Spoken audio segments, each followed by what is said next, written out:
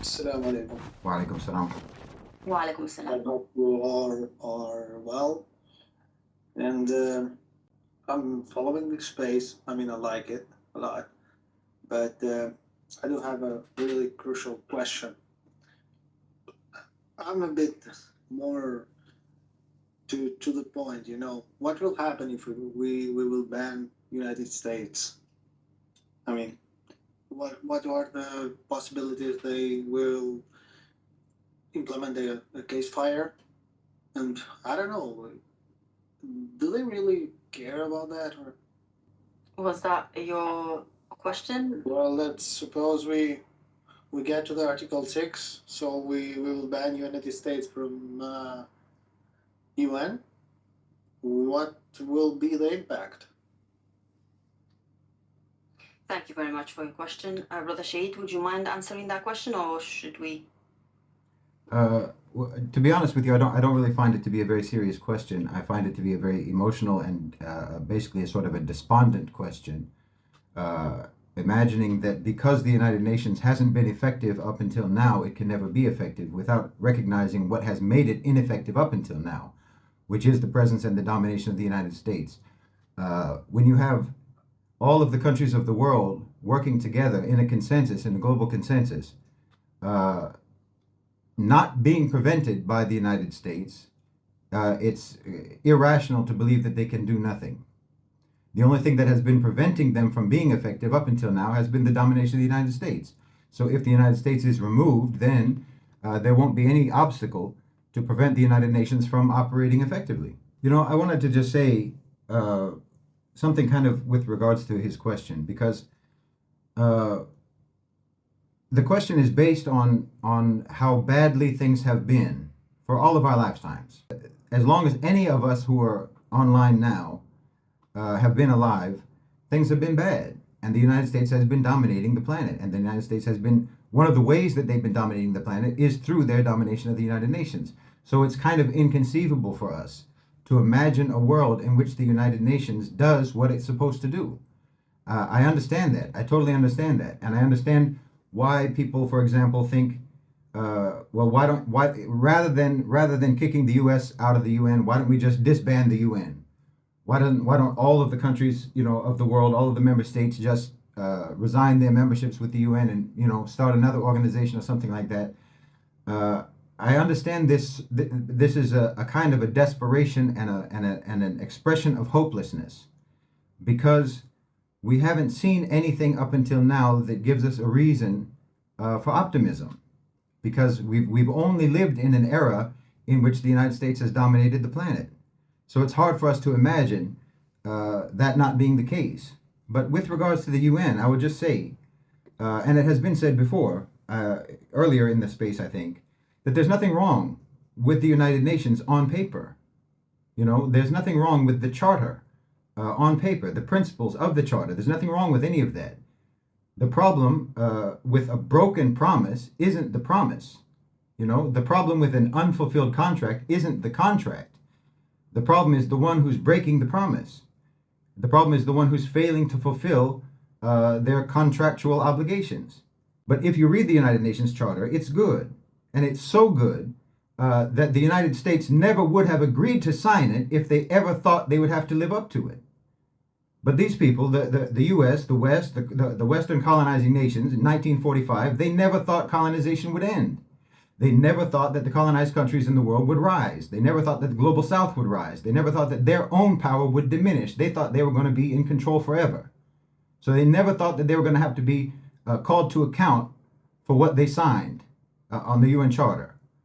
But now, all of these countries that have abused the world for decades, they have us all locked in this room. The United Nations, the General Assembly, they have us all locked in this room.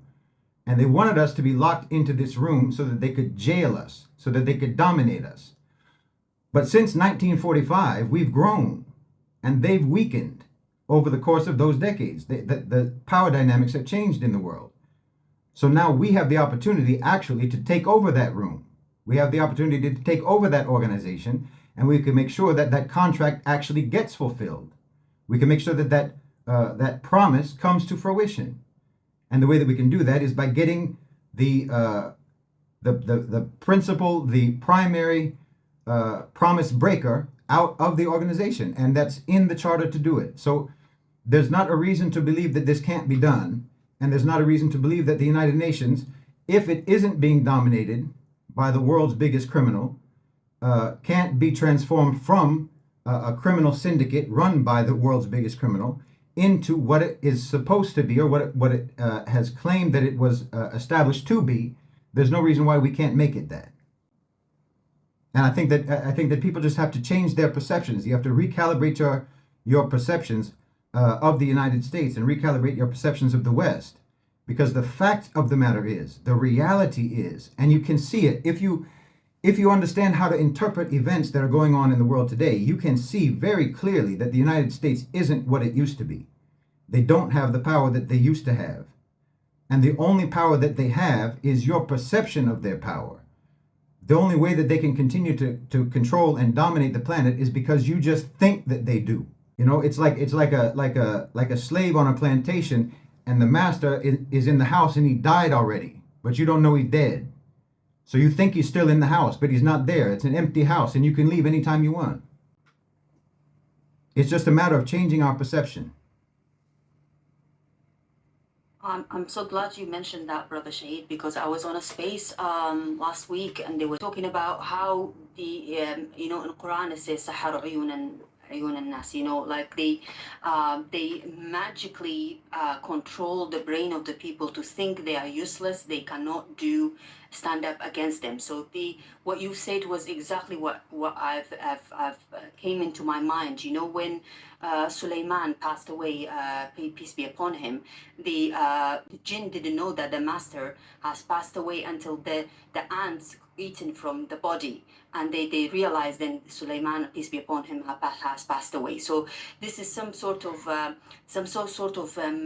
magic, not magic per se, though, that we know, sort of magic that has been colonizing the brain and brainwashing the people, thinking that we cannot stand against this power, the superpower of the world, or the supplier of the United Nations, or the militarily advanced country. You see what I mean? So Yeah, this absolutely. sort of So these sort of colonization.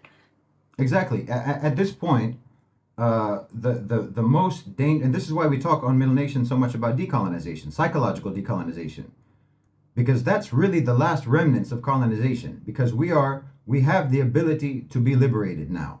We have the practical ability to be liberated. Okay, not all at once, not overnight, but step by step, and we're moving in that direction. And the main point is, they don't have the ability to colonize us anymore. They don't have the ability to dominate us anymore.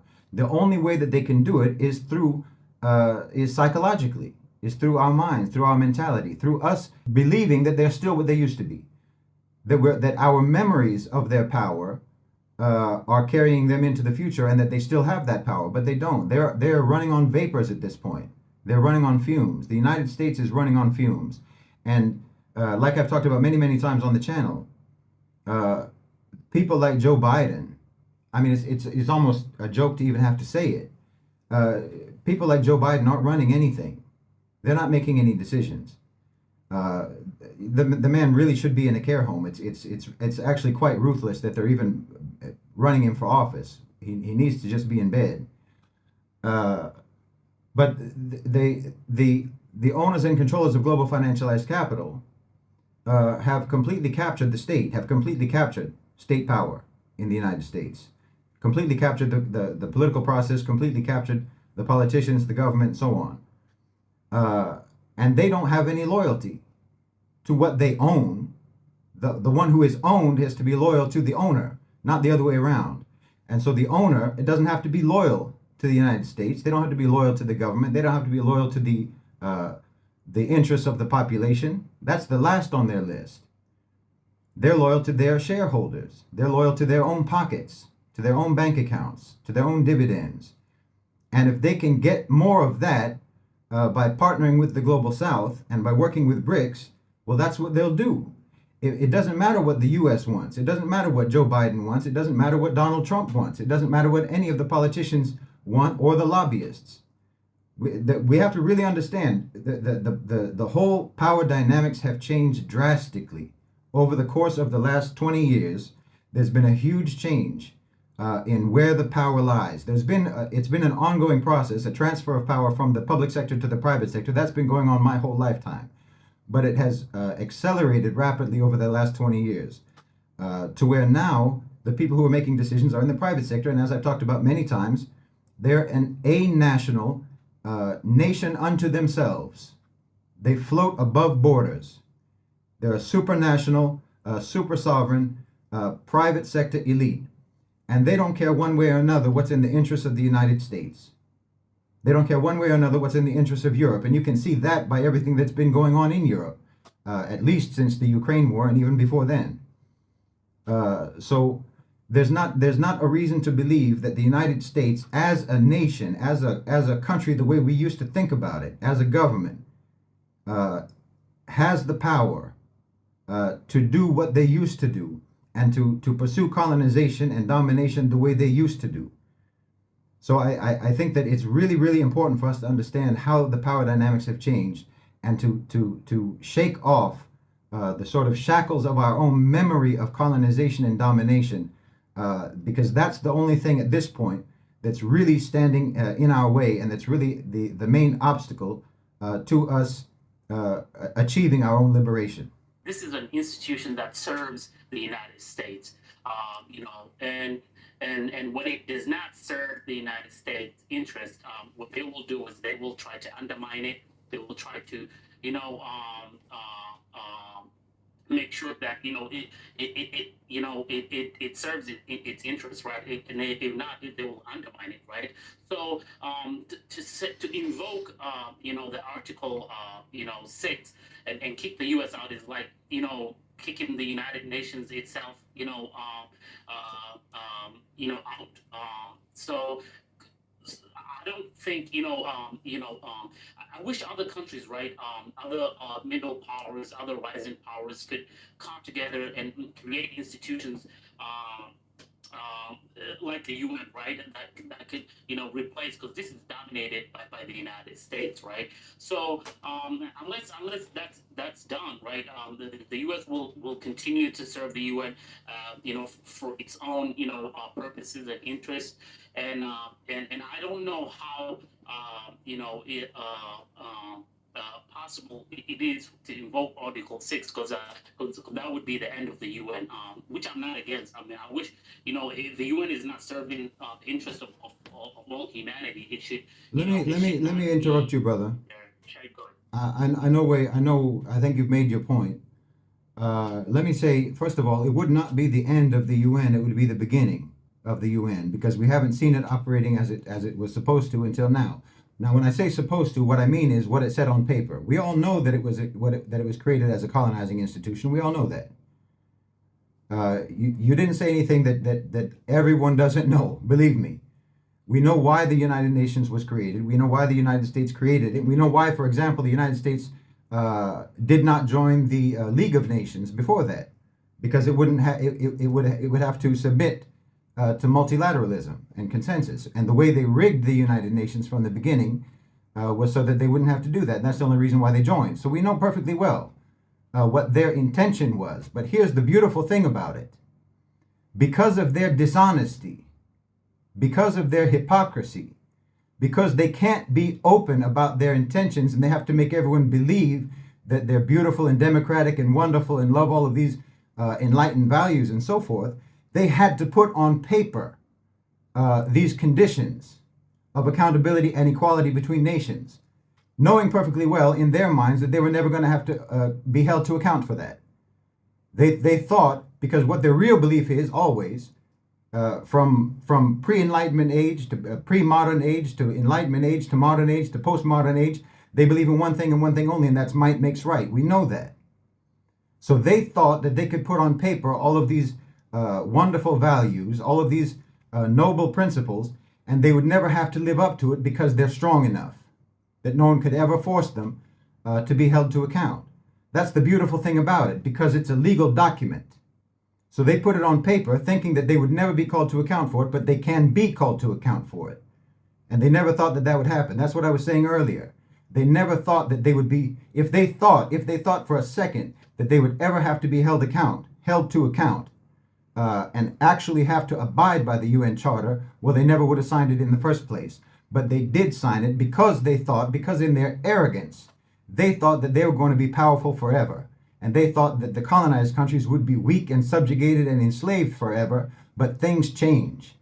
And now we have an opportunity. The world has changed, the dynamics have changed, power dynamics have changed, and the reality of America's own subjugation to their corporate elite provides us the opportunity to actually call to account the United States and invoke Article 6 and have them removed from the United Nations. And then we can see the United Nations actually operate according to the principles of the Charter, even though no one who ever established it in the first place ever thought it would have to do that. But we can make sure that it does, inshallah. Hello, thank you guys for allowing me to speak on here. I'm curious on what are the steps that are to be taken in order for us to invoke Article 6? And in addition to that, what is the probability that this happens? And if it does happen, is there the chance that America sort of becomes like a rabid dog and sort of will attack others and or cause turmoil in the world because now it is no longer a member of the UN? Thanks for the question. Can I answer? I'll let someone else answer the question about the steps, but I want to answer the last part first about America potentially going rogue and becoming a rabid dog. Yeah, that's a very important question. I think the best person to answer that question would be yourself. I will ask Sister Nisa to answer the steps, please, because she was really good last time when she explained about the steps. Sister Nisa, please go ahead. She lost connection. Sister Samira, would you mind explaining the steps? Yes, sure.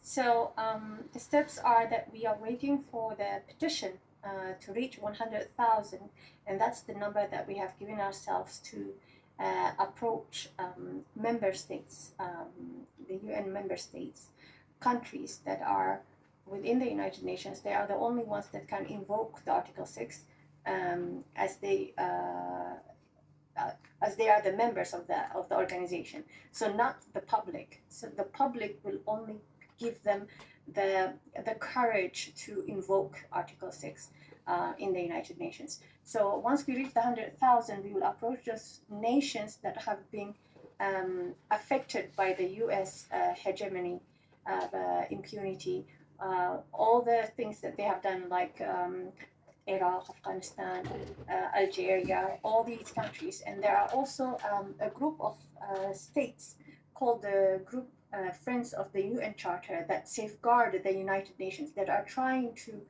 make sure that the United Nations Charter is strictly followed so that the global peace and security will be maintained. So we will approach all these countries with the petition, telling them that the public is behind you, they support this move. So please go ahead and invoke Article 6 in the United Nations. Once that's invoked, then it goes to the Security Council, UN Security Council, and that's where there is going to be a vote on that. And of course, there will be other legal things so that the United States can defend itself. But then we will prepare obviously all the legal requirements needed, because you'll have to prove we have to prove to the United Nations that the United States actually does violate the United Nations charters numerous times and persistently, as the Article 6 requires. And then it will go for a vote, and the United States is not allowed to vote. It's supposed to abstain because this is a matter that is related to itself, and the rest of the members will have to vote. And they will then recommend their vote to the General Assembly, where again it will be voted, and 2/3 majority will then pass the resolution or the invocation of Article 6 to expel the United States from the UN. These are the processes or the steps that we will be taking, inshallah. Thank you so much, Sister Samira. I just want to add one thing to what you said, just an example. I myself spoke with many politicians in the UK, and for the first step, they want to know we've got the right amount of numbers of signatures. They want to know the people are behind them. They want to know if they are people. This is what people want. in order for them to discuss it in their parliament, then their parliament can discuss it in the United Nations. So this is one small example that I'd like to add to Sister Samira. We'll go to the second questions you have with Brother Shade. Go ahead, Brother Shade, please. Yeah, it's a question that comes up a lot because everyone knows the mentality of the United States, the predatory mentality of the United States, and the sort of cowboy mentality of the United States. So the idea is, well, if they get kicked out of the United Nations, then maybe they're going to go rogue and they're going to go crazy and nothing will stop them. But this is obviously you're completely misunderstanding, and I don't mean the one who asked the question, but this is a misunderstanding that people have. I think that the United States has not been held in check in any way whatsoever by being a member of the United Nations. The world has been held in check because of the United States being at the United Nations. So we think that America is this rabid dog, this wild dog that's going to go crazy if it gets kicked out of the United Nations. But that's because everyone else's guard dogs have been on leashes until now. But if everyone else's guard dogs are taken off of the leash, then that wild dog, that rabid dog, is going to run away. It's not going to get into a fight. You understand what I'm saying? They've been able to do what they've been able to do, all of the crimes that they've committed around the world, at least partially because of, and in my opinion, largely because of their domination of the United Nations. So if they are removed from the United Nations and they don't have that mechanism anymore, they don't have that network that's under their thumb anymore, that's keeping all of the countries of the world in chains in the General Assembly, where they just have to come there and be told what the boss wants and what the boss tells them is okay and what the boss tells them is not okay. And they can go there and express their opinion, and the boss tells them, no, you're wrong, and vetoes whatever they say. That's the system. And if you can remove that from the system, then the rest of the world will finally have a say. And you'll see the relative power of the United States and the relative ability of the United States to project its power internationally will be dramatically and drastically decreased if they're removed from the United Nations. So I understand the fear, but this fear is based on a perception of the United States and their ability to project their power and their ability to get away with crimes that has only been made possible because of their domination of the United Nations. So you remove that factor from it, and they won't be as brave as they've been since 1945. This veto power, just because of the veto power, nothing UN can constructively do or implement or like decide or something major. So this veto power, is it possible Yeah. to abolish or Okay, no, I think I understand the question. First of all, thank you for your nice compliments and kind words. I really appreciate it, and thanks for following the Middle Nation channel. With regards to the veto power, that's also a comment that we get frequently, because the idea is, and it's part of it is our own, the way that we've been presenting the Article 6 campaign, because of the fact that we started this campaign in the context of the genocide in Gaza and the consistent and persistent vetoes of a ceasefire by the United States, and of course the historical reality that the conflict between the Palestinians and the Israelis would have been resolved decades ago had it not been for the United States and their veto power, specifically their veto power on the UN Security Council. So we ourselves often, in talking about the invocation of Article 6, we often highlight the issue of the veto because it's a very stark example of an American abuse of its power and a violation of the principles of the UN Charter. So I understand. But the veto, first of all, I'll just tell you, just from a practical point of view, getting rid of the veto power would be more difficult than disbanding the United Nations. They would rather disband the United Nations than get rid of something called the veto power. That's calling for a change, a fundamental reform of the system in the United Nations, rather than what we're doing, which is calling for activating something that's already in the system that hasn't been used. You understand the difference? We're not talking about changing something, we're talking about enacting something that's there already. We're calling for the terms of the contract to be lived up to, rather than saying we want to change the terms now. So that's a bigger thing that you're asking for, practically. Practically. I'm not talking morally or ideologically or anything like that, but just practically speaking, trying to get a fundamental change in the operation of the United Nations is a much more difficult thing to try to advocate for and try to achieve than just calling for the activation of an article that's already in the charter.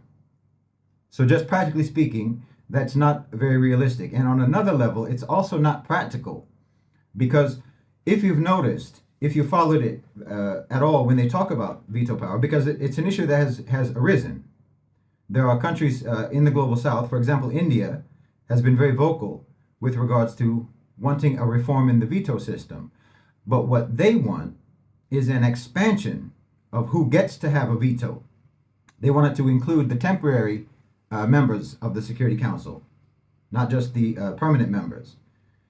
So any reform that's going to happen is going to be countries that want to also have veto power, rather than taking it away from everyone or taking it away from one. No one wants to get rid of it.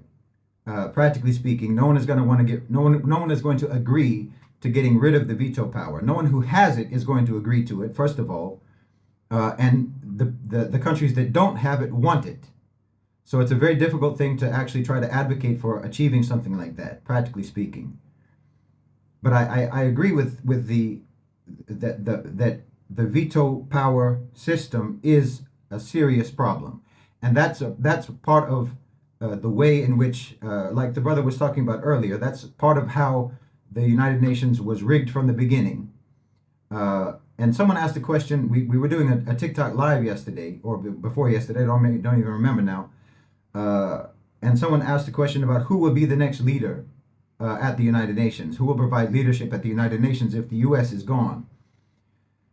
Just this question shows a mindset that we have, because of the United States, the way the United States has manipulated and dominated the United Nations.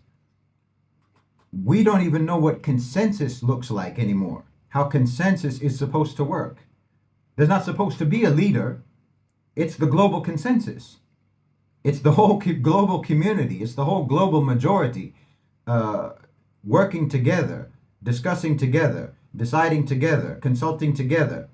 There doesn't have to be a leader at the United Nations. That was supposed to be the whole point in terms of the values that they and the principles that they talk about, in that every nation, large and small, will be equal. Well, where's the leadership there? There's not supposed to be that. But because of the way that America has been such a hegemonic power globally and a dominant power at the United Nations, we can't even conceive of a United Nations without a leader. But there doesn't have to be one. So I agree with the idea about the veto, and I think that that's something that could be potentially achieved after the United States is removed. But I don't think it's something, because obviously once the United States is removed, there's going to have to be some comprehensive structural reform at the United Nations for obvious reasons, because the United States has infiltrated and infected every branch and every limb of the United Nations. So there will have to be serious reforms.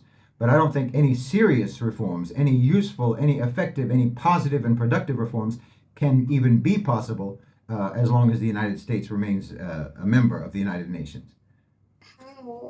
What role does this group play in this invoking the Article 6? And how are we, you were talking about, liberating ourselves from the hegemony of this group, which is, I believe, the part of every country's elite establishment. Do we become part of it? Is that how we liberate ourselves from their, hegemony? I'm just trying to understand what role they have in all of this, in kicking USA out of the United Nations, or what interest they have in this, in all of this.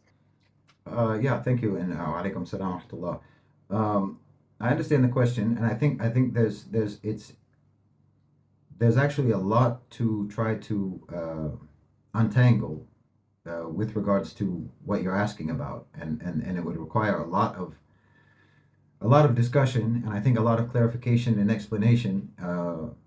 But I'll try and put it. I'll try to address it, but I'll warn you that my answer is going to be inadequate to the question.